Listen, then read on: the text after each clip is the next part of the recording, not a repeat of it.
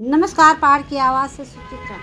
आज हम स्वर्गीय राजीव गांधी पूर्व प्रधानमंत्री रह चुके थे और यह भवन जो है राजीव भवन के नाम से बना हुआ है।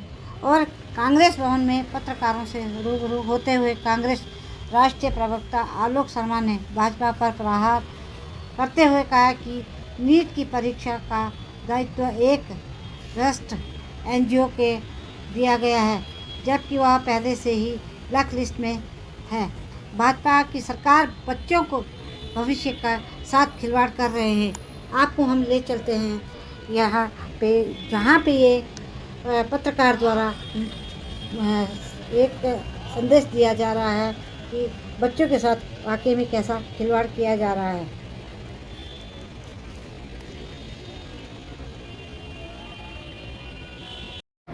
पेरेंट्स के साथ भी हम विचार कर रहे हैं और हमने सुप्रीम कोर्ट में हम जाएंगे तो उसमें एक चीज़ और भी रहेगी जो मैं इस मांग में नहीं बता पाया कि इन बच्चों को कंपेंसेशन मिलना चाहिए। दोबारा से एग्जामिनेशन फीस नहीं लेनी चाहिए और इन सब बच्चों को कंपेंसेशन मिलना चाहिए। कम से कम 10,000 रुपया पर बच्चे को मिले, ताकि वो, क्योंकि 1-1.5 महीना अब एग्जाम का रहेगा, दोबारा फिर अपनी तैयारी पर लगेगा, फिर उसका ट्रांसपोर्टेशन है, फिर उसका रहने का है, फिर उसकी बुक्स का है, फिर उसकी पढ़ाई का है। कम से कम 10,000 रुपया पर बच्चे को मिलना चाहिए। सबसे पहले धर्मेंद्र प्रधान को बाहर फेंक देना चाहिए, अदरवाइज ये जांच कभी पूरी नहीं होगी। जी आलोक जी, आपसे सवाल है, क्या आप लोग इस बात को लेकर सड़कों पर उतरेंगे या नहीं? देखिए, माननीय राहुल गांधी जी ने इस चीज़ को शुरू किया, उन्होंने वीडियो भी डाला और हमारी सीनियर लीडर से चर्चा भी हो रही है। सुप्रीम कोर्ट में मामला चला गया है। हम इसको सुप्रीम कोर्ट से लेकर, सड़क से लेकर, संसद से लेकर JPC की भी मांग कर रहे हैं। हम हर मोर्चे पर लड़ाई लड़ेंगे। सर, सख्त कानून की लगातार बात चलती है। उत्तराखंड में भी कानून बना है, लेकिन कानून बनते ही फिर पेपर लीक होता है। क्या खौफ कम हो गया या क्या लगता है आपको? खौफ नहीं कम हो गया।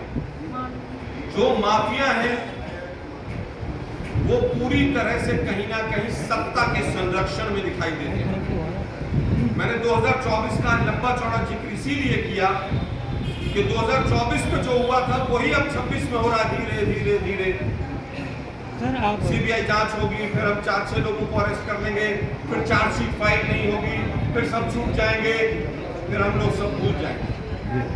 पिछली कहा था उस समय पर CBI से तो जांच करवाई है ही, लेकिन एक कोई कमेटी बनाई। सुप्रीम कोर्ट ने 7 सदस्यीय एक कमेटी बनाई और उसमें एम्स दिल्ली के डायरेक्टर थे, इसरो के चीफ थे, इसरो के चीफ के राधाकृष्णन जी, 7 लोगों की कमेटी थी। इस कमेटी की 2-3 मीटिंग्स हुई, ज्यादा मीटिंग भी नहीं होने दी और उसके बाद उस कमेटी ने अक्टूबर 2024 में अपनी रिपोर्ट, उस रिपोर्ट में कहा गया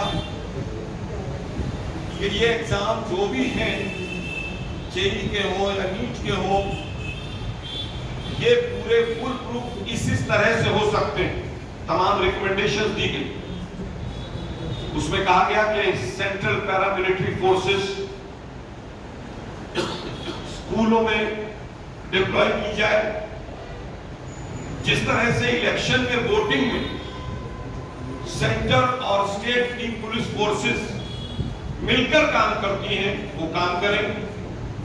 लेकिन 2024 से लेकर 2026 तक उस कमेटी की एक भी रिकमेंडेशन के ऊपर कोई कार्रवाई नहीं हुई।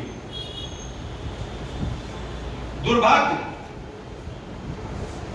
48 लोग उस समय पर अरेस्ट हुए 2024 में, और जो 48 लोग अरेस्ट हुए, CBI को 90 दिन में चार्जशीट अपनी फाइल करनी थी। 90 दिन में वो चार्जशीट CBI ने फाइल नहीं की। उसका कारण था कि जो उस समय पर NTA के चेयरमैन थे